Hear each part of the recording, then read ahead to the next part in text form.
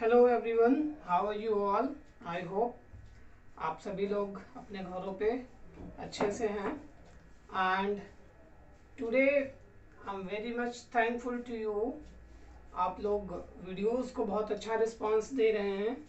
आज जैसा कि अभी आप लोगों को पता चला होगा that the government has decided to extend the lockdown up to 3rd of May.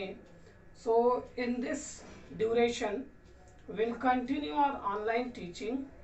एक चीज़ और है कि अभी हम लोगों ने एक नई वेबसाइट भी क्रिएट करी है। I would like to tell you, website का यूआरएल आपको इस वीडियो के डिस्क्रिप्शन में भी मिल जाएगा।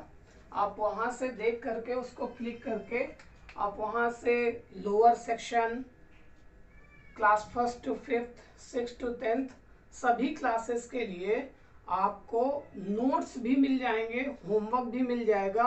और जो आज से या आज के बाद से जो भी वीडियोस आपके पास आएंगे उनसे रिलेटेड नोट्स, उनसे रिलेटेड एक्सरसाइज, ये सारी चीज़ें आपको हर सब्जेक्ट के जो वीडियो आएंगे उसके डिस्क्रिप्शन में आपको नोट्स के लिए भी एक लिंक मिलेगा। उससे क्लिक करके आप पहले वीडियो देखेंगे और वीडियो देखने के बाद उससे रिलेटेड जो नोट्स हैं, उससे रिलेटेड जो वर्क है, वो आपको वहाँ से क्लिक करने के बाद वहाँ से मिल जाएगा। आप उसको न केवल देख सकते हैं बल्कि आप अपने कंप्यूटर पे, मोबाइल पे उसको डाउनलोड करके बाद के लिए सेव भी कर सकते हैं। तो चलिए आज का टॉपिक स्टार्ट करते हैं। Once again I would like to request, I would like to say that इसको आप अपने फ्रेंड्स और फैमिलीज को और जितने भी लोग हैं जो लोग स्कूल नहीं जा पा रहे हैं और जिनका किसी भी क्लास में कोर्स पीछे चल रहा है या वो पढ़ाई के लिए कुछ नहीं रिसोर्सेज पा रहे हैं, तो आप उनको इसे शेयर कर सकते हैं। जैसे ही आप उसको शेयर करते हैं उन लोग के पास भी ये पहुंच जाएगा और इस तरह से उनके लिए भी ये फायदेमंद होगा। सो आई होप आप लोग, और जो भी वीडियो आप देखें, किसी भी क्लास का वीडियो देखें, किसी भी सब्जेक्ट का वीडियो देखें, आप वीडियो पूरा देखें, उसको समझें, उससे संबंधित चीज़ें जो भी हैं आप उसको कमेंट में दें। स्क्रॉल लाइन पे हमारे नंबर चलते रहते हैं, उन पे आप हमें मैसेज कर सकते हैं, व्हाट्सएप कर सकते हैं। सभी नंबर्स पर व्हाट्सएप एक्टिव है, आप व्हाट्सएप भी कर सकते हैं। और इस तरह से आपकी अपनी क्वेरी जो भी है वो आप हमसे इंटरेक्शंस इस्टेब्लिश कर सकते हैं। आज का वीडियो है algebra. This is not for a particular class, but हाँ क्लास 6 से अलजेब्रा स्टार्ट हो जाती है। So this is useful for class 6, 7, 8th, 9th and 10th सभी क्लासेस के लिए यूजफुल है। अक्सर मैंने देखा है कि बच्चे अलजेब्रा के समय में जब उनके सामने आता है तो उस पर अक्सर उनका कॉन्सेप्ट नहीं क्लियर होता है, बहुत सारे बेसिक इंफॉर्मेशन नहीं होती हैं और बेसिक कैलकुलेशन में वो कमज़ोर होते हैं। और जिसकी वजह से जैसे जैसे वो क्लासेस में आगे बढ़ते हैं, 6 के बाद 7, 7 के बाद 8th गए, और जैसे जैसे क्लास आगे बढ़ती है अलजेब्रिक इक्वेशन बड़े बड़े होते जाते हैं और फिर उनको प्रॉब्लम होने लगती है। And then the time comes that they have a kind of apathy towards the subject। एक तरह से उनकी अनिच्छा हो जाती है कि नहीं, अब हमको, वो मान लेते हैं कि अब हमको अलजेब्रा समझनी ही नहीं है, हमको नहीं आती है। तो उसका कुछ ज़्यादा बड़ा रीज़न नहीं है, उसका रीज़न है उसकी जड़ में कि आपने छोटी छोटी चीज़ों को समझा नहीं है। तो आज बहुत छोटी छोटी चीज़ों को यहाँ पे डिस्कस करेंगे जिसको हमने हमेशा नेग्लेक्ट कर दिया है। तो अलजेब्रा से स्टार्ट करते हैं। In Hindi we called it बीजगणित। इसमें सारा खेल अज्यूम करने का होता है। So let's start with something that is variable, constant, variable, constant, term, coefficient,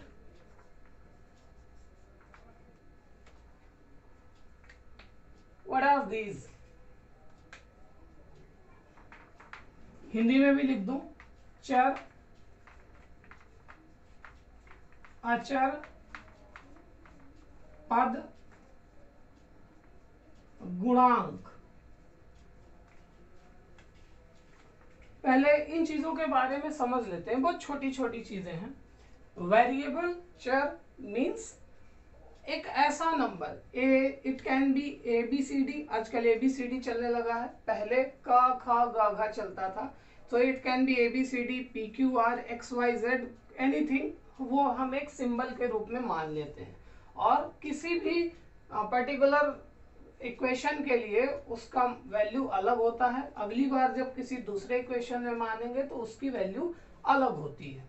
इसी तरह कांस्टेंट, कांस्टेंट यानी कि वेरिएबल में क्या आता है, ABCD का खा कुछ भी जो आप मानेंगे। कांस्टेंट में क्या आता है, 0 1 2 3 4 -5 -6 और एनीथिंग। कांस्टेंट का मतलब है जो डेफिनिट हो, जो निश्चित हो, जिसकी वैल्यू एकदम एग्जैक्ट है। Means 1 means 1, 1 means not 1.1, 1 means not 0.9, 1 का मतलब 1 ही होता है, ना उससे कम ना ज्यादा, जो एक स्थिर वैल्यू है, कांस्टेंट वैल्यू है। या आप इसे इस तरह से कह सकते हो कि 1 की वैल्यू एक डेफिनेट है, जिसे हमें पता है 1 मीन्स क्या होता है। और इन केस वेरिएबल ABCD का मतलब हमें नहीं पता है कि A की वैल्यू इस इक्वेशन में क्या आएगी या अगले में क्या आएगी, वो बदलती रहती है। तो जो बदलती रहती है दैट इज वेरिएबल, और जो नहीं बदलती हमेशा वो कांस्टेंट। उसके बाद होता है टर्म। तो जब टर्म होता है, कोई एक टर्म है यानी पद है, तो जब कोई इक्वेशन लिखी होती है, कोई एक्सप्रेशन लिखा होता है, कोई एक और चीज हो गई, कोई अलजेब्रिक एक्सप्रेशन जब होता है, तो अलजेब्रिक एक्सप्रेशन लाइक लिखा हुआ है 3x + 5 = 7, या 3x + 5y - 7, ये एक अलजेब्रिक एक्सप्रेशन लिखा हुआ है। अब इसमें ये सारी चीजें हैं, आप समझ लीजिए। सबसे पहले तो हम इसमें टर्म की बात करेंगे। तो मैं बता दूं आपको, जो टर्म होता है वो प्लस और माइनस से अलग होता है। जो टर्म होता है वो प्लस या माइनस से अलग होता है। अब इसे जरा बड़ा माइन्यूटली देखिए, तो इसमें कितनी चीजें हैं, मैं आपको एक गिनने के लिए बता रहा हूँ। 1 2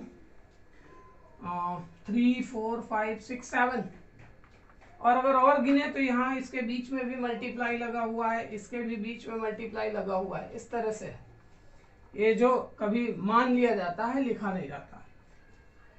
अब यहाँ पे मुझे आपसे पूछना है कि टर्म कितने हैं। तो आपके सामने लिखा हुआ है कि जो टर्म का सेपरेशन होता है, टर्म जो अलग अलग माने जाते हैं, वो कहाँ से माने जाते हैं, माइनस या प्लस से।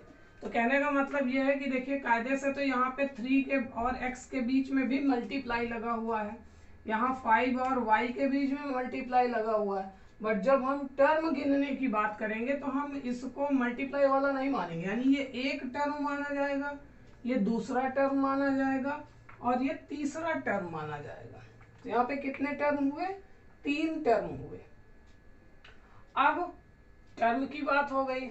अब इसके बाद एक और बात आती है यहाँ पे, कोफिशिएंट। सो कोफिशिएंट क्या है, आप जरा देखिए कि कोफिशिएंट वो होता है जो गुणांक है, गुणे का अंक। जैसे यहाँ पे पूछा जाए इस टर्म में कि x का कोफिशिएंट क्या है, तो x का कोफिशिएंट 3 है। इसी तरह y का कोफिशिएंट क्या है, 5 है। इसी तरह y का कोफिशिएंट क्या है, 5 है। या आप उल्टा भी बोल सकते हो कि इस टर्म में 3 का कोफिशिएंट क्या है, तो 3 का कोफिशिएंट x होगा। इसी तरह y का कोफिशिएंट 5 है और 5 का कोफिशिएंट y होगा। अब ये 3-4 चीजें हम डिस्कस कर चुके, लेकिन अभी इन 2 चीजों को इस पे डिस्कस करते हैं। मैंने आपको बताया यहाँ पे कितने टर्म हैं, 3 टर्म हैं। 3 टर्म है, एक 3x है, एक 5y है और एक 7 है। अब अगर मैं आपसे पूछूं कि इसमें कौन सा टर्म कांस्टेंट है और कौन सा टर्म वेरिएबल है, तो क्या होगा आपका जवाब। देखिए, यहाँ पे केवल 7 है, इस टर्म में केवल 7 है, और 7 क्या होता है, कांस्टेंट होता है। तो ये पूरे का पूरा जो आपका टर्म होगा ये कांस्टेंट कहलाएगा। इसके बाद यहाँ पे 5y है। अब आप कहोगे सर इसमें कैसे बताएं, इसमें एक 5 जो है वो कांस्टेंट है और y जो है वो वेरिएबल है। तो अब ये समझ ही नहीं आ रहा कि इस टर्म को कांस्टेंट की कैटेगरी में रखें या वेरिएबल की कैटेगरी में रखें। तो सीधी सी बात है, ये वेरिएबल होगा। क्यों होगा वेरिएबल? क्योंकि 5 की वैल्यू तो अपनी जगह कांस्टेंट है, लेकिन अभी y की वैल्यू यहाँ 1 आ जाए तो इस टर्म की वैल्यू 5 हो जाएगी। y की वैल्यू यहाँ 2 आ जाए तो इस टर्म की वैल्यू 10 हो जाएगी। -1 आ जाए तो -5 हो जाएगी। कहने का मतलब इस पूरे टर्म की वैल्यू y पर डिपेंड करती है, इसलिए ये वेरिएबल कहलाएगा और इसी तरह से ये भी वेरिएबल कहलाएगा। एक बात हो गई। अब इसके बाद आती है वेरिएबल हो गया, कांस्टेंट हो गया, टर्म हो गया, कोफिशिएंट हो गया, अलजेब्रिक एक्सप्रेशंस। ये पूरा का पूरा जो आपके सामने लिखा था 3x + 5y - 7, ये एक अलजेब्रिक इक्वेशन एक्सप्रेशन था। अब एक बात और निकल के आती है, लाइक टर्म्स और अनलाइक टर्म्स, और उसके बाद ऑपरेशंस, इनको भी देख लेते हैं।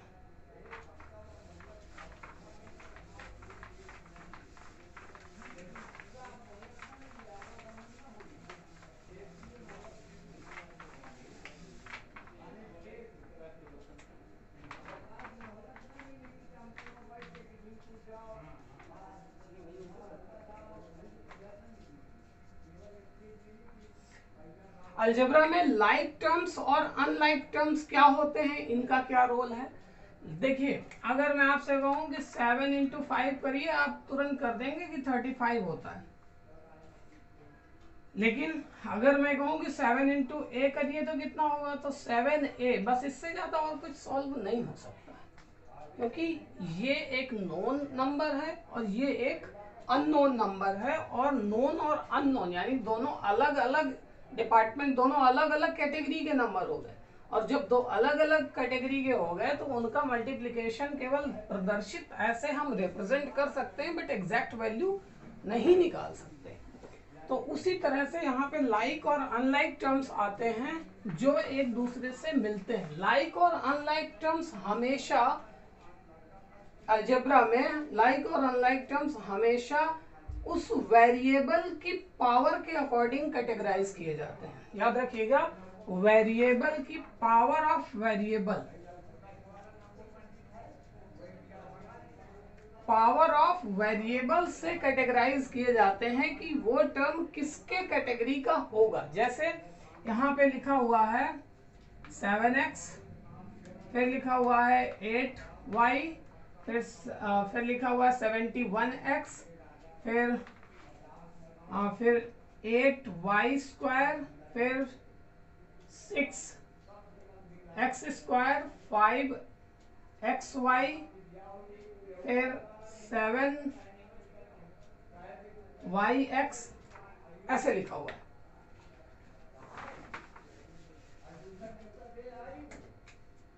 फिर लिखा हुआ है 10x², ऐसे करके।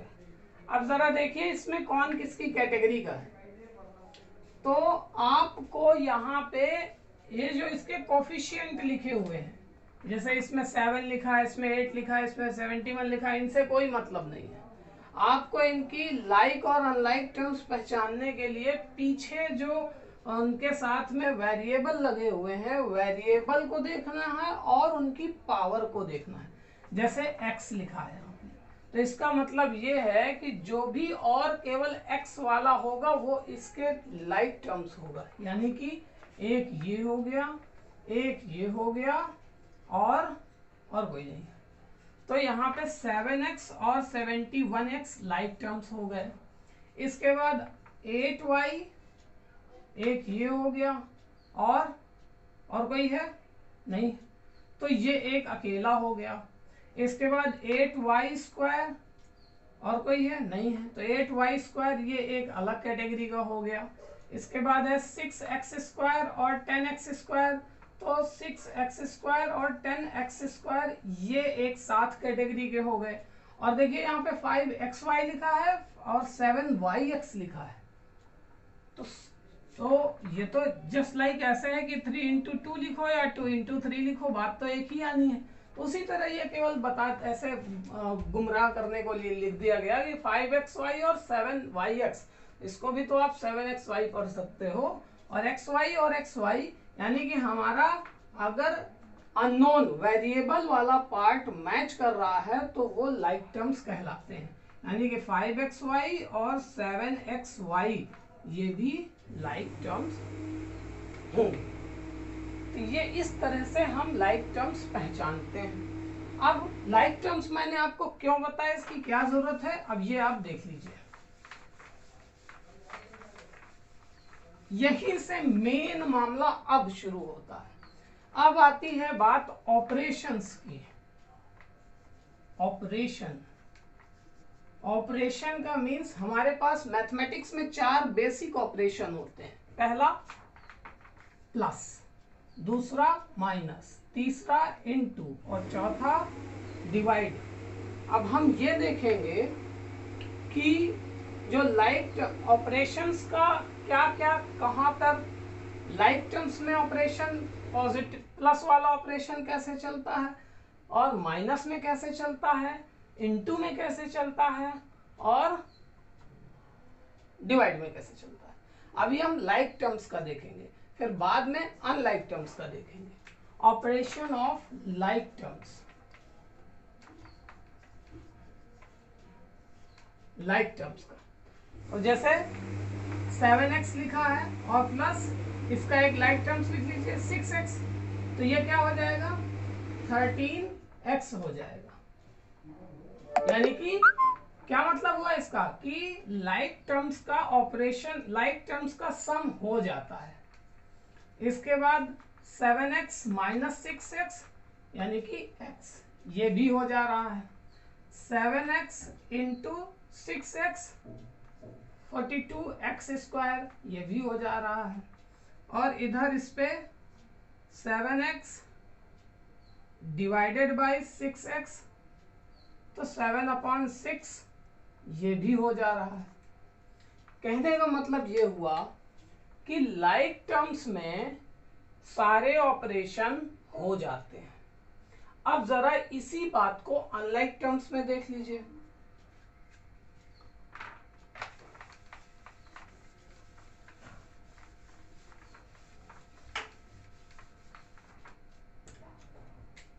Operation of unlike terms. अब अनलाइक टर्म्स में देखिए 7x प्लस 6x स्क्वायर ले ले। चूंकि हमें अनलाइक टर्म्स लेने थे तो हमने जानबूझ के अलग अलग टर्म्स लिए, तो अब इसको इससे ज्यादा हम सॉल्व नहीं कर सकते। इसका मतलब क्या हुआ कि अनलाइक टर्म्स में प्लस का ऑपरेशन नहीं होता है। इसके बाद माइनस में आ जाइए, 7x माइनस 6x स्क्वायर, इसको भी हम इससे ज्यादा सॉल्व नहीं कर सकते, ये अनलाइक टर्म्स है। इसका मतलब अनलाइक टर्म्स में माइनस का ऑपरेशन नहीं होता है। नेक्स्ट आता है 7x इंटू 6x स्क्वायर, ये हो जाएगा 42x टू द पावर 3, यानी कि अनलाइक टर्म्स में मल्टीप्लाई का ऑपरेशन हो जाएगा। इसी तरह से आ जाइए डिवाइड में, 7x divided by 6x square, तो ये कितना आ जाएगा 7/6x आ जाएगा। इसका मतलब ये है कि अनलाइक टर्म्स में डिवाइड का ऑपरेशन भी हो जाता है। इसका एक बार रिकैप देख लेते हैं, फिर से आपको दिखा देते हैं कि ये क्या था। ये लाइक टर्म्स है, ये अनलाइक टर्म्स। तो जब लाइक टर्म्स होते हैं तो प्लस भी होता है, माइनस भी होता है, मल्टीप्लाई भी होता है, डिवाइड भी होता है। लेकिन जब अनलाइक टर्म्स होते हैं तो प्लस और माइनस के ऑपरेशन नहीं होते, मल्टीप्लाई और डिवाइड हो जाता है। अब इतना देखने के बाद अब नेक्स्ट बात आती है कि अभी हमें साइंस के भी ऑपरेशन जान लेने चाहिए। जो हमारे चिन्ह होते हैं प्लस माइनस, इनटू और डिवाइड के जो साइन होते हैं उनका भी अपना एक ऑपरेशन होता है, उनके ऑपरेशन में कैसे रूल्स आते हैं इसके बारे में देखते हैं। जैसे अगर प्लस इंटू प्लस होगा तो प्लस आएगा, प्लस इंटू माइनस होगा तो माइनस आएगा। इसके बाद अगर प्लस डिवाइडेड बाय प्लस होगा तो प्लस आएगा, और प्लस डिवाइडेड बाय माइनस होगा तो माइनस आएगा। इसको आप नोट कर सकते हैं। कहने का मतलब ये है कि जब सेम एक चीज और है, यहाँ पे माइनस इंटू माइनस होगा तो प्लस आएगा, इसी तरह माइनस डिवाइडेड बाय माइनस होगा तो भी प्लस आएगा। अगर आप जरा सा ध्यान से देखें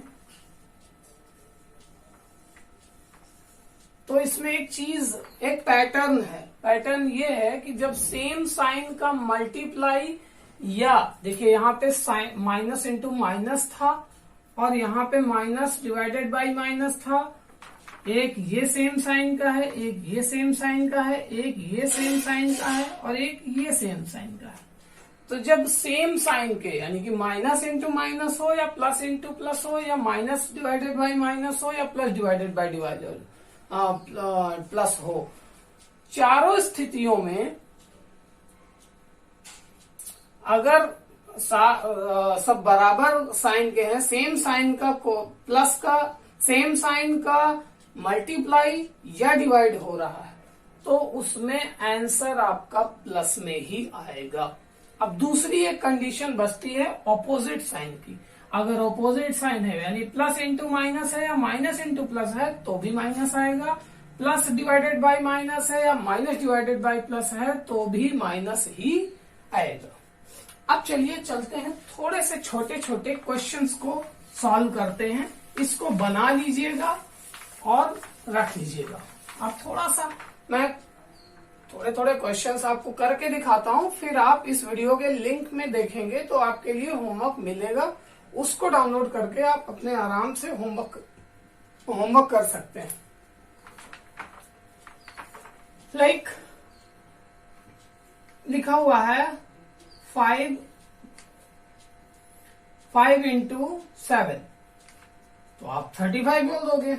अब जरा इस पे एक ध्यान देने वाली बात है कि 5 के साथ यहाँ पे प्लस और 7 के साथ यहाँ पे प्लस लगा हुआ है, जो कि हमें लगाया नहीं जाता, एज्यूम किया जाता है, मान लिया जाता है। अब अगर ऐसे हो जाए -5 इंटू -7 तब आप कैसे करेंगे? तो यही जो अभी मैंने साइन आपको बताया ठीक वैसे ही करना है कि आप कांस्टेंट को तो मल्टीप्लाई कर लीजिए, 35 होगा, 5 7 35। अब एक्चुअली आपको ये दिख रहा है कि माइनस इंटू माइनस हो रहा है, तो अब आप वो टेबल में याद करिए, अभी जो 2 मिनट पहले मैंने आपको दिखाई कि minus into minus is equal two plus होता है, तो प्लस 35 आएगा। अगर यहाँ पे होता 5 इंटू -7 तब -35 आता, क्योंकि यहाँ 5 के सामने कुछ नहीं लिखा है, इसका मतलब ये प्लस में है, तो प्लस इंटू माइनस माइनस होता है। इसी तरह से अब ये तो एक अर्थमेटिक की बात हो गई, और ठीक यही रूल आपके अलजेब्रा में भी लगेगा। अब अगर आप अलजेब्रा में यही रूल लगाएंगे तो अलजेब्रा में भी यही रूल लगेगा। 7x लिखा हुआ है और इंटू 2x लिखा हुआ है। जब भी हम मल्टीप्लाई करते हैं तो हमारी पावर बढ़ जाती है, जो वेरिएबल होती है उसकी पावर बढ़ जाती है। तो अभी मान लो हम क्या सीख रहे हैं, मल्टीप्लाई ऑफ वेरिएबल्स। तो अभी इनका हमें मल्टीप्लाई करना है, तो क्या करना है, 7 और 2 को मल्टीप्लाई कर लेंगे एज इट इज, 7 2 14 और x इंटू एक्स। यहाँ पे x की पावर 1 होती है, यहाँ पे 1 होती है। अगर 1 से ज्यादा होगी तो लिखी होगी, और अगर कुछ नहीं लिखी इसका मतलब उसकी पावर 1 है।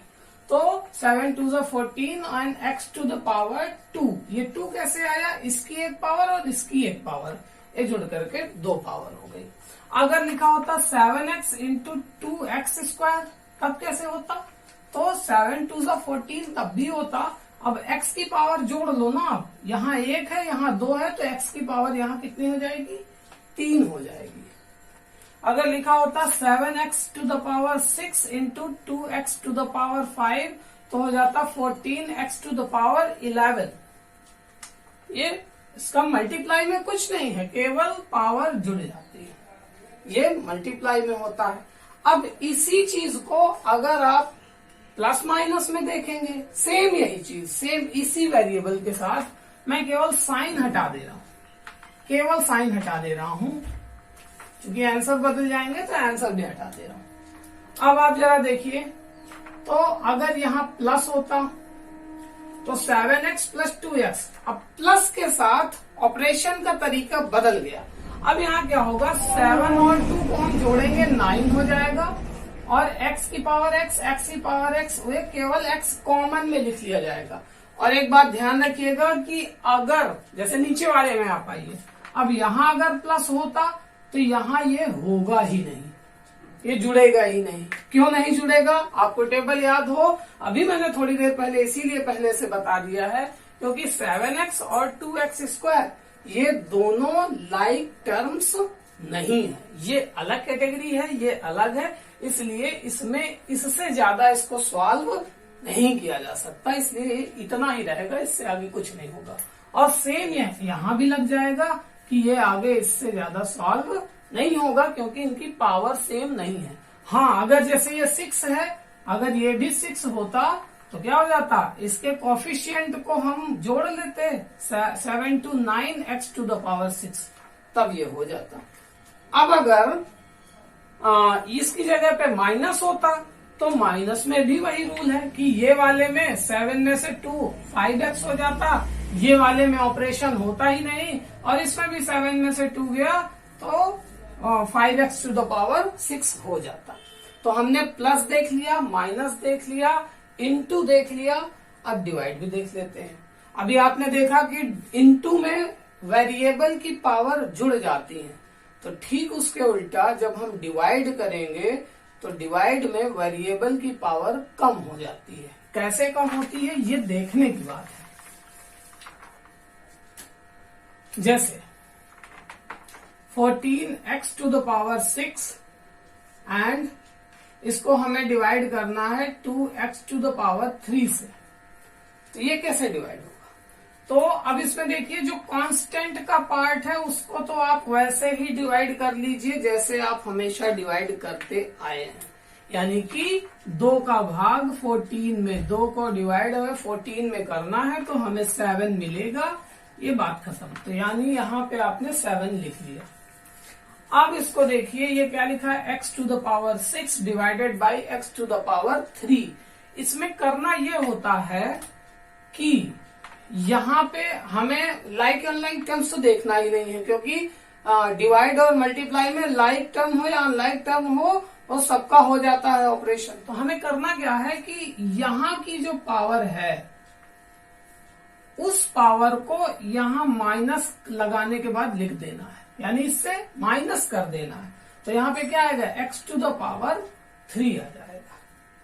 अब यहाँ पे देखिएगा, प्रोसेस बहुत इंपॉर्टेंट है कि यहाँ आपको माइनस अपनी तरफ से लगाना है तब इसको लिखना है। अगर क्या होता कि ये 14x to the power 6 upon 2x to the power -3 होता, तब ये क्या होता, तब भी वही करना आपको, वही है जो मैंने आपको बताया। यहां से ये 7 आ जाता जो इसका कांस्टेंट वाला पार्ट है, और इसमें मैंने आपको क्या बताया था कि इसको माइनस लगाना है, फिर ये जो नीचे लिखा है उसको लिखना है। तो नीचे इस बार तो 3 लिखा था तो आपने 3 लिखा था, इस बार -3 लिखा है तो आप यहाँ -3 लिखोगे, और जब आप यहाँ -3 लिखोगे तो ये माइनस और माइनस यहाँ क्या हो जाएंगे, प्लस हो जाएंगे। तो ओवरऑल यहाँ पे x टू द पावर 9 आ जाएगा। यही छोटी छोटी गलतियां हैं जो अक्सर लोग कर देते हैं। लाइक यहाँ पे क्या था, आपने सीख लिया कि यहाँ इसको माइनस ही तो करना है, तो x का यहाँ पे 6 था, ये ऊपर इसको माइनस आपने कर दिया तो 7x टू द पावर 3 हो गया। लेकिन जब यहाँ पे 14x to the power 6 upon 2x to the power -3 आ गया, तो ये जब ऊपर जाएगा तो जाएगा -3, एक्चुअली आपने माइनस किया है, लेकिन लिटरली वो प्लस हो रहा है उसके माइनस होने की वजह से, इसलिए आंसर यहाँ पे 7x⁻9 आएगा। तो गाइज मैंने आपको अलजेब्रिक एक्सप्रेशन का प्लस करना, माइनस करना, इनटू करना और डिवाइड करना आपको सिखाया। अब आपको इस वीडियो के डिस्क्रिप्शन में एक लिंक मिलेगा, वहां पे आपके लिए इस वीडियो के आज के चैप्टर से संबंधित होमवर्क होगा। I hope you guys will access that. आप उसे देखेंगे और उससे संबंधित जो भी सारी चीजें हैं, जो भी क्वेश्चंस दिए गए हैं, सबको सॉल्व करके फिर अपडेट करेंगे मुझे। And this video is very useful for the students of class 6 to at least 10th। जो कोई भी इन सारी चीजों में कमजोर है उसे ये स्टार्टिंग से बिल्कुल देखना चाहिए। So guys, for today this is enough. Thank you.